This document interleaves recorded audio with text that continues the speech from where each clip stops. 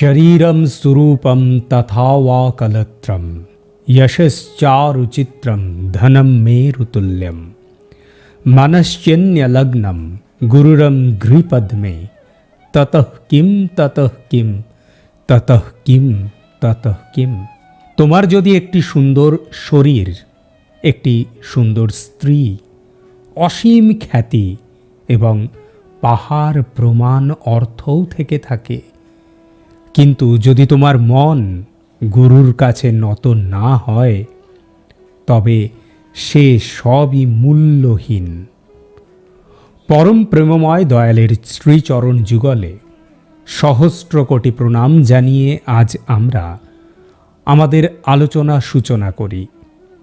আমরা গুরু আর শিষ্যের বিষয় তো জেনেছি বিগত দুটি পর্বে, কিন্তু কি হয় গুরু ও শিষ্যের মধ্যে সম্পর্ক, কেমন হওয়া উচিত গুরুর প্রতি একজন শিষ্যের ব্যবহার, অথবা বলতে পারেন একজন যোগ্য শিষ্য হিসাবে গুরুর প্রতি শরণাগতি আসে কি প্রকারে।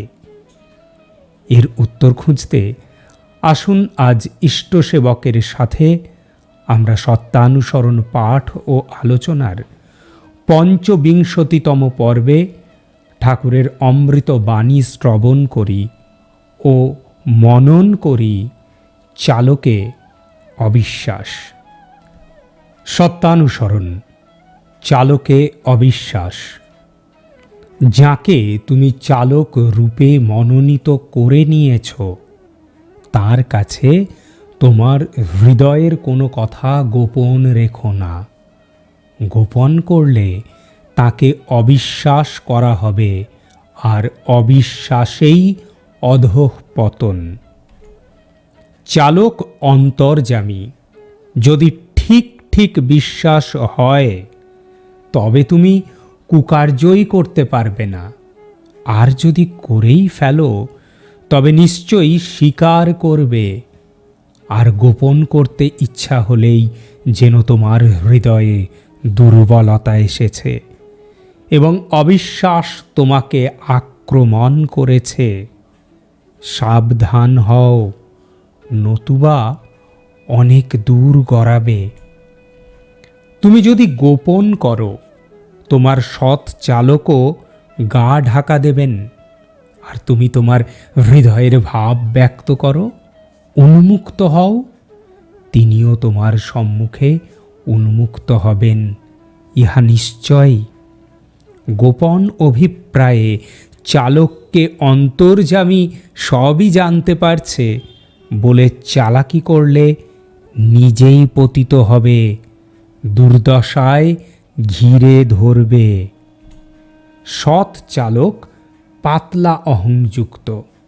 তিনি নিজে তার ক্ষমতা কিছুতেই তোমার নিকট জাহির করবেন না, এবং সেই জন্য তোমার ভাব অনুযায়ী তোমাকে অনুসরণ করবেন। আর এই সৎ চালকের স্বভাব। যদি সৎ চালক অবলম্বন করে থাকো, যাই করো তা যদি এমনতর অন্যায়ও হয় যাতে তোমার অস্তিত্ব এতখানি ক্ষীণ হয়ে থাকে যাতে কোনো ক্রমে তার ইচ্ছার অনুসরণ করতে পারো, ভয় নেই, মরবে না, কিন্তু কষ্টের জন্য রাজি থাকো। বন্দে পুরুষোত্তমম। জয় গুরু। আজ আলোচনার শুভ সূচনা করি উপনিষদের শান্তি পাঠের মাধ্যমে। ওম সহনা ভবতু সহনৌ ভুনক্তু সহ বীর্যং করবাবহৈ তেজস্বিনাবধীতমস্তু মা বিদ্বিষাবহৈ। ওম শান্তি শান্তি শান্তি। উপনিষদকার মন্ত্রদ্রষ্টা ঋষিগণ জানতেন গুরু ও শিষ্যের মধুর সম্পর্কের ভিতরও লুকিয়ে থাকতে পারে অম্লত্বের বিষ ও বাষ্প। এর থেকে ক্ষতিগ্রস্ত হতে পারে উভয়ের মহৎ উদ্দেশ্য। তাই প্রার্থনা, হে মহাত্মন, আপনি আমাদের দুজনকে অর্থাৎ গুরু ও শিষ্যকে একসাথে সর্বপ্রকারে রক্ষা করুন। আপনি সমুচিত রূপে আমাদের পালন পোষণ করুন। আমরা যেন উভয়ে একসাথে বল লাভ করি। আমাদের পঠিত বিদ্যা যেন তেজপূর্ণ হয়। কোথাও কারো সাথে যেন বিদ্যায় আমরা পরাস্ত না হই।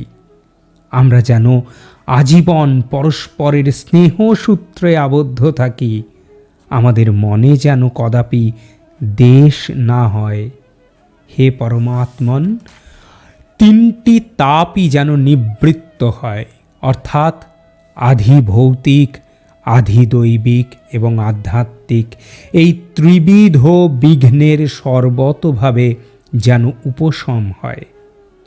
আর এই ত্রিবিধ তাপের উৎসটি ঠাকুর সন্ধান করে দিলেন। যাকে তুমি চালক রূপে মনোনীত করে নিয়েছ, তার কাছে তোমার হৃদয়ের কোনো কথা গোপন রেখো না। ঠাকুর কারণটিও বলে দিলেন। তিনি আমাদের দেখালেন এইটি অবিশ্বাস। তবে আমাদের এখন বুঝতে হবে এই অবিশ্বাসের উৎস কোথায়। আমরা যখন ঠাকুরের চরণে আশ্রয় নিয়েছি, তখন আমাদের একটা উদ্দেশ্য তো নিশ্চয়ই আছে। আর তা যদি হয় ভৌতিক, তবে তো গোড়ায় গলদ। সৎগুরুর কাছে যখন এসেছি, তখন আমার অর্থের অভাব থাকবে না। জীবনের সকল বিপদ কেটে যাবে, কোনো ঘাত প্রতিঘাত আসবে না। এমন ভাবনা নিয়ে এলে তখনই সমস্যার সূত্রপাত। চাওয়ার সাথে জড়িয়ে থাকে পাওয়া আর না পাওয়া। পাওয়ার সাথে বাড়ে আকাঙ্ক্ষা, আর না পাওয়ার সাথে অবসাদ ও ক্ষোভ। এর থেকেই তৈরি হয় দূরত্ব, কারণ চালকে অবিশ্বাস। সত্যানুসরণে তাই প্রথমেই ঠাকুর বলে দিয়েছেন, অর্থ, মান, যশ ইত্যাদি পাওয়ার আশায় আমাকে ঠাকুর সাজিয়ে ভক্ত হইও না। সাবধান হও, ঠকবে। তোমার ঠাকুরত্ব না জাগলে কেহ তোমার কেন্দ্রও নয়, ঠাকুরও নয়। ফাঁকি দিলেই পেতে হবে তা। আসুন এবার সকলে নিজেকে নিজেরাই প্রশ্ন করি, আমরা কি এই বাণীর গভীর তত্ত্ব উপলব্ধি করতে পেরেছি? যদি সেদিন স্বামীজি মায়ের কাছে ভৌতিক সুখ সমৃদ্ধি চেয়ে বসতেন, তাহলে কি হতো? তিনি চাইলেন আধ্যাত্মিক সমৃদ্ধি, আর তার থেকে পেলেন চালকে অগাধ বিশ্বাস। আর নরেন্দ্র হলেন বীরেশ্বর স্বামী বিবেকানন্দ। তাই মনে রাখতে হবে, প্রতিকূল পরিস্থিতি থেকেই আমাদের শিক্ষা নিতে হবে। ভগবান জীব ও মানুষের জীবনে প্রতিকূলতা পাঠান, যাতে এর থেকে শিক্ষা নিয়ে আমরা ভবিষ্যতে আরও বড় জীবনযুদ্ধের মোকাবিলা করতে পারি। ইংরেজিতে বলা হয় to make problems into opportunity. আসুন এই বিষয়ে আপনাদের একটা গল্প বলি। প্রজাপতির সৃষ্টি। শুঁয়োপোকা থেকে যখন প্রজাপতির সৃষ্টি হয়, এই পরিবর্তনের পূর্বে শুঁয়োপোকাটা কি করে, নিজের চারপাশে একটা গুটি তৈরি করে আর অপেক্ষা করতে থাকে এই পরিবর্তনের জন্য। একবার এক ব্যক্তির নজর পড়ল একটি শুঁয়োপোকার গুটির ওপরে। তিনি অনেকক্ষণ ধরে গুটিটিকে লক্ষ্য করতে থাকলেন। একসময় লোকটি দেখলেন গুটিতে ছোট্ট ফুটো করে কিছু একটা বেরোতে চেষ্টা করছে। আরও কয়েক ঘন্টা গুটিটি লক্ষ্য করায় সে দেখল একটা বাচ্চা প্রজাপতি অনেক চেষ্টা করছে ওই ফুটো দিয়ে শরীরটা বার করতে, কিন্তু কিছুতেই পারছে না। তবে তার চেষ্টারও কোনো ত্রুটি নেই। লোকটির খুব মায়া হলো। ও একটি কাঁচি নিয়ে এসে গুটির বাকি অংশটা কেটে ফাঁক করে দিলেন। এবার আর বাচ্চা প্রজাপতিটার বেরোতে কোনো অসুবিধা হলো না। প্রজাপতিটা গুটি থেকে স্বচ্ছন্দে বেরিয়ে এলো, কিন্তু শরীরটা তার রয়ে গেল ফুলো ফুলো আর পাখনা দুটো দুর্বল। লোকটা প্রজাপতিকে দেখতেই থাকলেন আর ভাবছেন, এইবার বুঝি শরীরটার ফুলো ফুলো ভাবটা কমে যাবে আর পাখনা দুটোও শক্ত হবে, যাতে প্রজাপতিটা এবার অনায়াসে উঠতে পারবে। কিন্তু প্রজাপতিটির জীবনে এ আর ঘটলই না। প্রজাপতিটিকে তার ফুলো শরীর আর দুর্বল কাঁপা কাঁপা পাখা নিয়ে ফরফর করতে করতে বাকি জীবনটাই কাটাতে হলো। ওর জীবনে আর ওড়াই হলো না। লোকটি অকারণে করুণা দেখাতে গিয়ে প্রকৃতির নিয়ম লঙ্ঘন করে ফেললেন। তিনি বুঝতেই পারেননি ওই ছোট্ট গুটি এবং একটা ছোট্ট ফুটোর মধ্য দিয়ে বাচ্চা প্রজাপতির বেরিয়ে আসার প্রচেষ্টার মধ্যে নিহিত আছে ভগবানের অশেষ করুণা। তাঁরই প্রেরণায় বাচ্চা প্রজাপতিটি নিরন্তর চেষ্টা করে গুটির মধ্যে থেকে বেরিয়ে আসতো, আর তাতেই ওর শরীরের ওই জলীয় অংশ নিঃসারিত হয়ে যেত, পাখনা দুটো পুষ্ট হতো এবং শরীরটা ছিপছিপে হয়ে যেত, যেটা তার ওড়ার পক্ষে উপযোগী। গুটি থেকে বেরিয়ে তাই প্রজাপতি অনায়াসেই উড়ে বেড়াতে পারে, যদি প্রকৃতির নিয়ম মেনে চলে।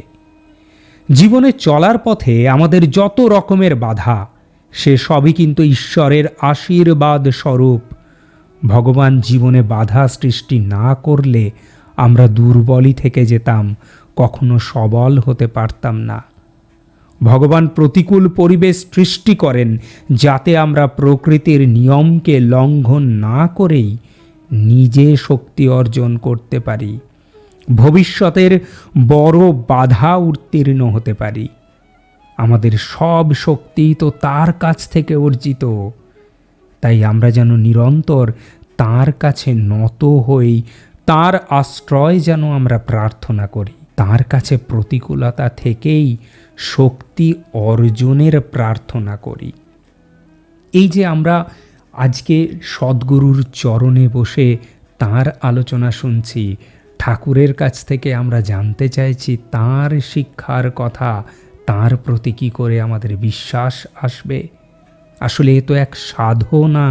আর একটি বিষয় আমাদের সবাইকে মনে রাখতে হবে, সাধনার একমাত্র পথ মহতের আশ্রয় লাভ করা। শাস্ত্র বলে মনুষ্যের জীবনে বিভিন্ন অবস্থায় তাকে আশ্রয়ের প্রত্যাশী হওয়া উচিত।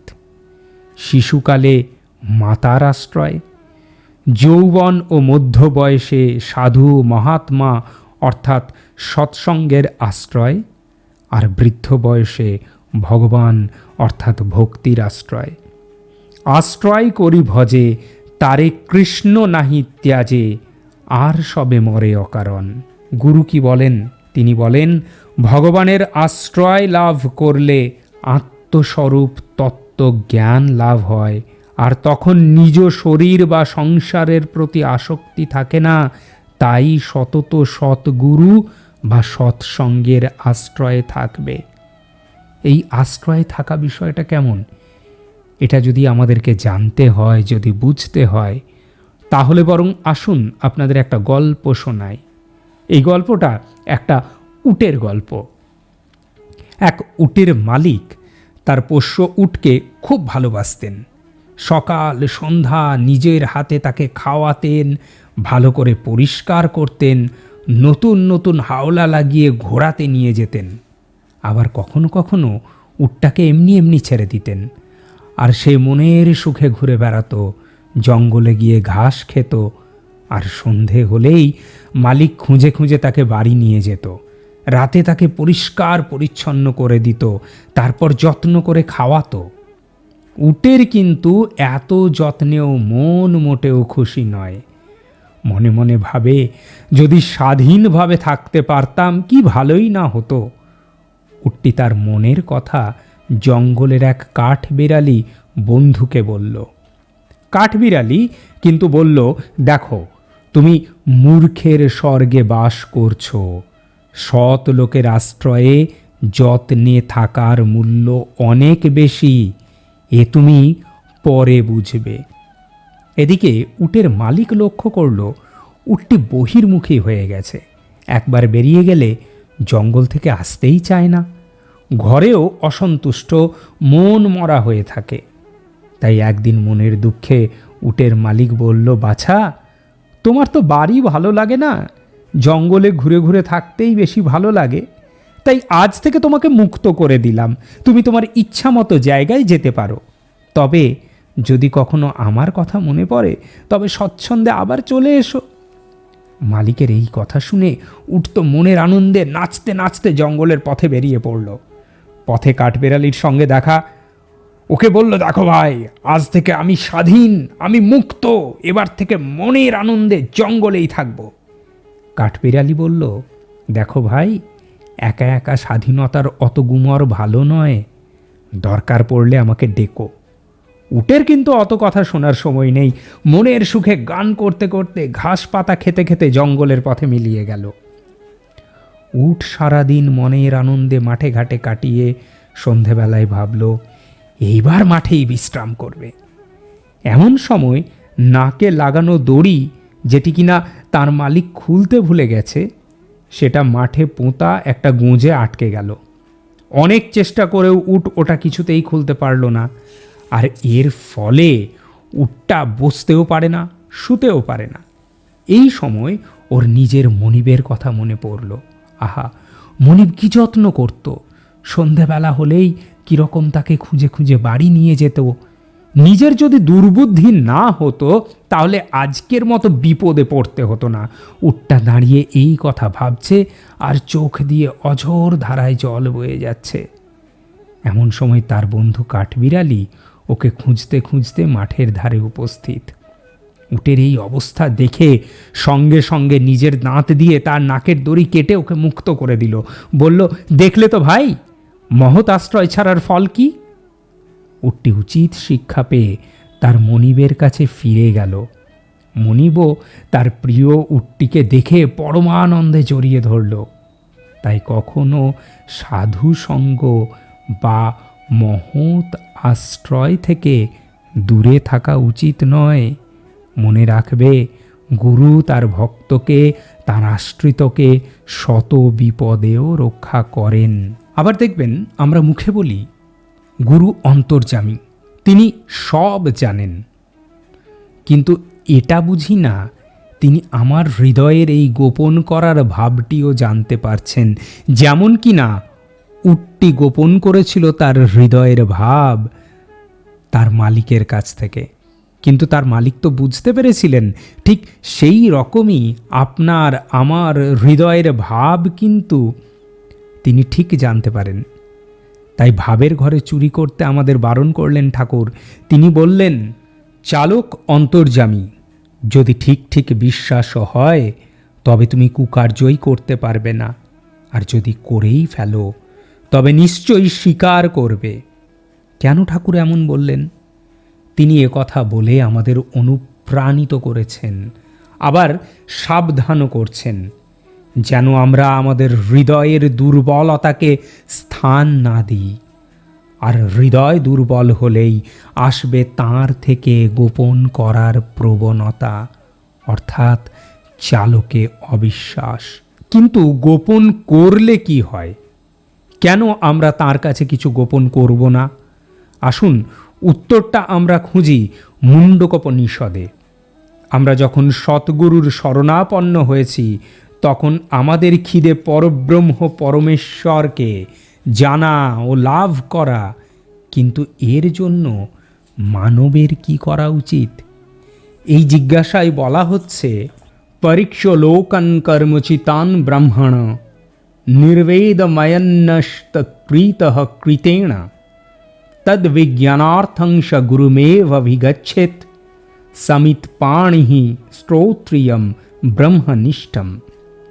নিজ কল্যাণকামী মানুষের সব রকম সকাম কর্মের ফলস্বরূপ এই লোক এবং পরলোকের সমস্ত সাংসারিক সুখের ভালোভাবে পরীক্ষা করে, অর্থাৎ সেগুলিতে প্রকৃতপক্ষে অনিত্য এবং দুঃখরূপ এরকম বিচার করে বা বুঝে নিয়ে সব রকম ভোগ থেকে সম্পূর্ণ রূপে অনাসক্ত হয়ে যাওয়া উচিত।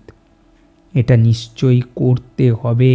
কর্তৃত্বাভিমানপূর্বক সকামভাবে সম্পাদিত কর্ম অনিত্য ফল দান করে, তথা সেগুলি নিজেও অনিত্য।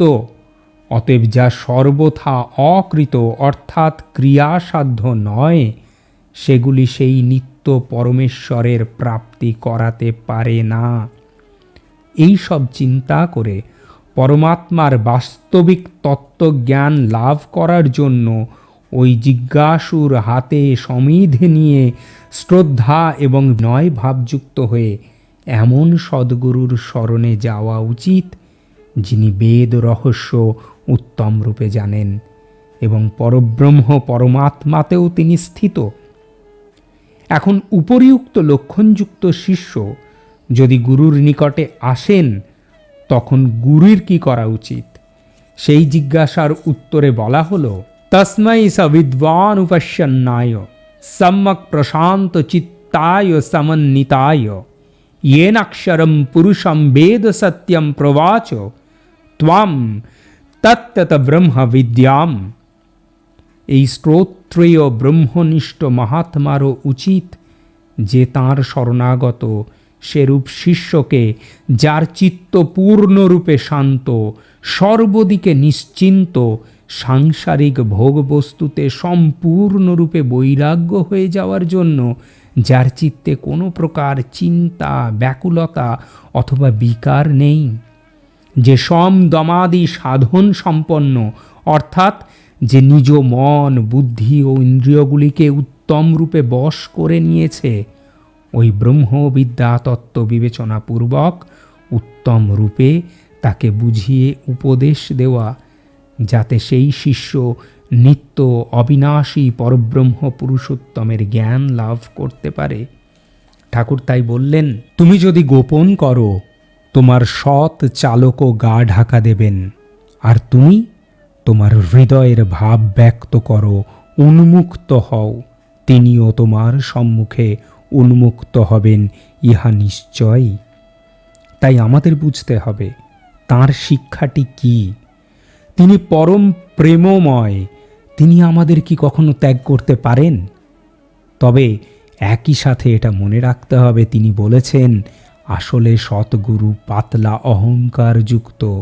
তিনি আমাদের ভাব অনুযায়ী আমাদের অনুসরণ করেন, আর উপনিষদেও আমরা সেই একই কথা পাচ্ছি। তার এই ভাব বোঝার সামর্থ্য কি আমাদের আছে?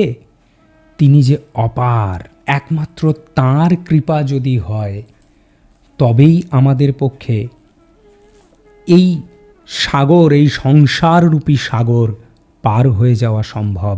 কিন্তু তার জন্য আমাদের চাই তার প্রতি অগাধ বিশ্বাস।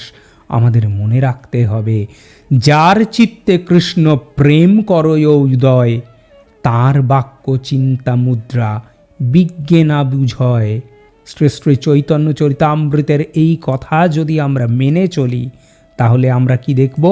আমরা দেখব গুরুর উপদেশ কি সাধু ও মহাত্মাদের বাক্য সদা মান্য করবে। গুরুর বাক্য সাধু মহাত্মাদের বাক্য বিনা দ্বিধায় পালন করবে। কেননা জাগতিক ভাব থেকে মুক্ত সাধু মহাত্মারা হলেন ভগবানের অনন্য ভক্ত। তাঁদের নিজ মন, বুদ্ধি বা অহংকার বলে কিছু থাকে না। সেখানে ভগবত ইচ্ছাই বলবৎ হয় এবং তাঁর নির্দেশেই সাধু মহাত্মাদের মুখ দিয়ে তা প্রকাশ পায়। তাই সাধু মহাত্মাদের উপদেশ আর নির্দেশ অলঙ্ঘনীয়, এবং তার ওপর দিয়ে সাধারণ জীবের বৈষয়িক চিন্তা ভাবনা বা বুদ্ধিযুক্ত কোনো কার্য ঘটে না, খাটে না সেসব। আর সাধুদেরও একমাত্র ভগবত ভজনা ও জীবের নিঃস্বার্থ পরোপকার ছাড়া জগৎ সংসারের সঙ্গে আর কোনো সম্পর্ক থাকে না। এই বিষয়ে আসুন আমরা বরং আবার সুফি হাফিজের গল্প শুনে নিই। আরবি ভাষায় হাফিজ শব্দের অর্থ কোরআন মুখস্থকারী। সন্ত হাফিজের জন্ম ইরানের সিরাজে। 1325 সালে তার জন্ম হয়, আর তিনি ইহলোক ত্যাগ করেন 1389 খ্রিস্টাব্দে। তিনি হলেন ইরানের এক বিখ্যাত সুফি সন্ত, যিনি কিনা বলতেন, গুরুর আদেশ অবশ্যই পালন করবে, তাতে নিজের চিন্তা বা বুদ্ধি খাটাতে যেও না। যদি গুরু বলেন নামাজের আসন সূরায় ডুবিয়ে নামাজ পড়বে, তবে তাও নির্দ্বিধায় পালন করবে। সুফি হাফিজের এরূপ বাক্য তার পাশের শহরের এক ধর্মপ্রাণ কাজী, তিনি খুব ক্ষুব্ধ হলেন। তিনি সংশয় চিত্তে হাফিজের কাছে এসে জিজ্ঞাসা করলেন, হে হাফিজ, ইসলামে সূরা নিষিদ্ধ আর নামাজের আসনও পবিত্র বস্তু, তাহলে তুমি এই উপদেশ দাও কেন? সুফি ঈষৎ হাসলেন, বুঝলেন কাজীর শিক্ষার দরকার আছে। তাই হাফিজ নম্র স্বরে বললেন, হে কাজী, পাহাড়ের ওপারে আমার এক বৃদ্ধ বন্ধু থাকে, এর উত্তর তুমি তার কাছে গেলেই পেয়ে যাবে। কাজী খুব অনুসন্ধিৎস ছিলেন, তাই কিছু সময় নিয়ে হাতে তিনি হাফিজের কথা মতো কষ্ট করে পাহাড়ের অপর পারে হাফিজের বৃদ্ধ বন্ধুর কাছে গেলেন। এতে তার 2 দিন সময় লাগলো। যাই হোক, সেই বন্ধুর সঙ্গে দেখা করে তাকে সেই প্রশ্নই আবার তিনি পুনরায় করলেন, কিন্তু ওই বন্ধুটি যেন সব জানতেন। শুনে বলে উঠলেন, সব ঠিক আছে, সব ঠিক আছে, তবে প্রশ্নটির উত্তর আমি দেব না, এর উত্তর তুমি নিজেই পেয়ে যাবে অমুক শহরে অমুক গণিকার বাড়িতে গেলে। এবার কাজী সাহেব খুব বিরক্ত হলেন, কারণ তিনি গোঁড়া মুসলিম এবং ইসলামে সূরা ও গণিকা সবই নিষিদ্ধ। কিন্তু সুফি দরবেশের কথায় তাকে এসব জায়গায় যেতে হচ্ছে। যাই হোক, তিনি এর শেষ দেখে ছাড়বেন মনস্থ করেছেন। তাই আরও 2 দিন ব্যয় করে সেই শহরে সেই নির্দিষ্ট বাড়িতে গেলেন। কাজী সাহেব জানেন না ওখানে কার সাথে দেখা করতে হবে আর কি করেই বা তার প্রশ্নের উত্তর পাবেন। তিনি এইসব 7-5 ভাবছেন, এমন সময় দেখলেন এক বন্ধ গাড়ি এসে বাড়ির সামনে থামল, আর কজন লোক বোরখা পরিহিত এক যুবতীকে গাড়ি থেকে নামাতে লাগলো। মেয়েটি থরথর করে কাঁপছে, ফুঁপিয়ে ফুঁপিয়ে কেঁদে চলেছে। কাজী প্রতাপশালী লোক, তাই নিজেই এগিয়ে গিয়ে মেয়েটিকে জিজ্ঞেস করলেন, বাছা, তুমি কে? তোমার কি হয়েছে? তুমি কাঁদছো কেন?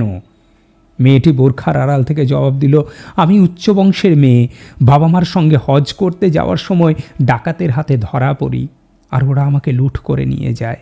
এখন মনে হচ্ছে আমাকে ওরা বিক্রি করে দিচ্ছে। কাজী বললেন, আরে, আমার মেয়েটাও তো হজের সময় লুট হয়ে যায়। সে অনেক দিন হলো, কিন্তু আজও আমি তার খোঁজ পাইনি। আচ্ছা বাছা, বলো তো, তোমার বাস কোন শহরে ছিল? তোমার বাবার নাম কি? মেয়েটি কাঁদতে কাঁদতে সব বলল। শুনেই কাজী চমকে উঠে বললেন, আরে, তুমি তো আমারই মেয়ে। তক্ষুনি মেয়েটিকে জড়িয়ে ধরে আদর করলেন। কাজী অর্থবান লোক, তাই সঙ্গে সঙ্গে তিনি ওই ব্যক্তিদের সঙ্গে কথাবার্তা বলে তাদের প্রচুর টাকা দিয়ে তিনি আবার নিজের মেয়েকে কিনে নিলেন। অযাচিতভাবে কন্যাকে ফিরে পেয়ে কাজী বুঝলেন সাধু মহাত্মাদের নির্দেশের মূল্য অতি গভীর। বুদ্ধি দিয়ে বা প্রশ্ন করে তার মানে বোঝা যায় না, কেবল নিঃশঙ্ক চিত্তে তা পালন করলেই তার ফল পাওয়া যায়। একমাত্র নির্মল মনেই ভগবান ও মহাত্মাদের কৃপা বর্ষিত হয়। কপট গাঁট মন মে নাহি, सबसों सरल शुभाव, नारायणता भक्त की लगি কিনারে নাভ। অর্থাৎ যে ব্যক্তির মন কপটতা থেকে মুক্ত এবং সকলের প্রতি সহজ সরল স্বভাব, এই রূপ মন দিয়ে কেউ যদি নারায়ণের অর্থাৎ ভগবানের প্রতি ভক্তিযুক্ত হয়, তবে সংসার সমুদ্র পার করিয়ে ভগবান তাকে ঠিক তটে পৌঁছে দেন। তাই ভক্তবৎসল প্রাণের ঠাকুর আমাদের অভয় দিলেন, যদি সৎ চালক অবলম্বন করে থাকো, যাই করো, তা যদি এমনতর অন্যায়ও হয়, যাতে তোমার অস্তিত্ব এতখানি ক্ষীণ হয়ে থাকে যাতে কোনো ক্রমে তোমার ইচ্ছার অনুসরণ করতে পারো। তিনি এতটাই করুণাময় যে তিনি আমাদের বলছেন, পুরোপুরি না পারো তো কোনো ক্রমেই তার ইচ্ছা অনুসরণ যদি করতে পারো। আর তাতেই যেন তার অভয় বাণী, ভয় নেই, মরবে না, কিন্তু কষ্টের জন্য রাজি থাকো। এখন এই কষ্টের জন্য রাজি থাকার কথা শুনে আমরা যদি ঘাবড়ে যাই তাহলে তো চলবে না। মনে করুন, শুরুর দিকে আমরা শুনেছি শুঁয়োপোকার প্রজাপতি হয়ে ওঠার গল্প। তিনি কর্মকার, লোহাকে পুড়িয়ে পিটিয়ে পান দিয়ে অস্ত্র গড়ে তোলেন।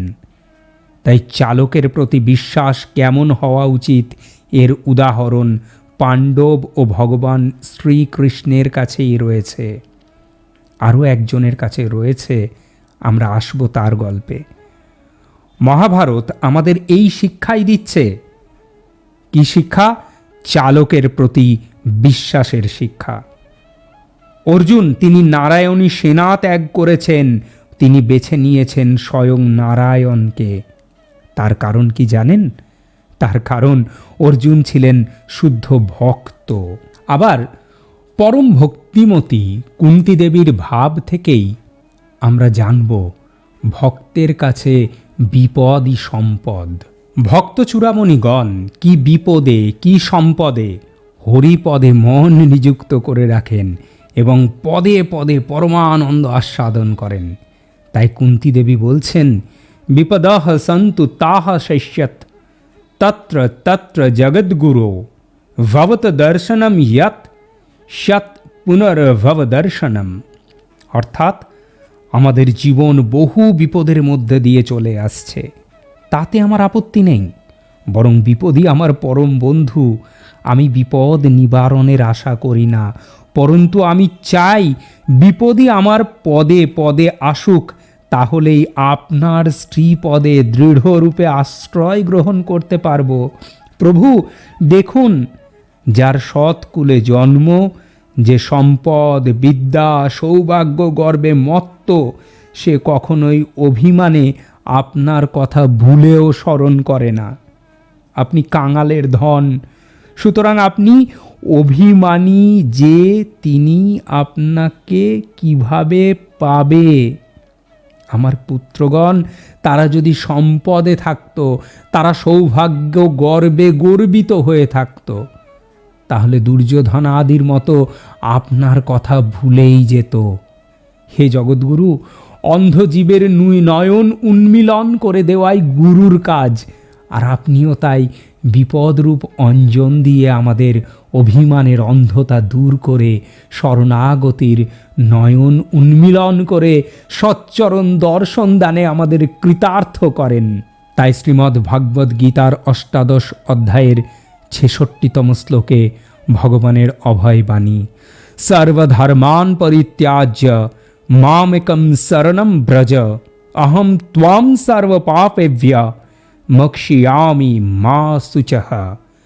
বন্দে পুরুষোত্তমম, বন্দে পুরুষোত্তমম, বন্দে পুরুষোত্তমম।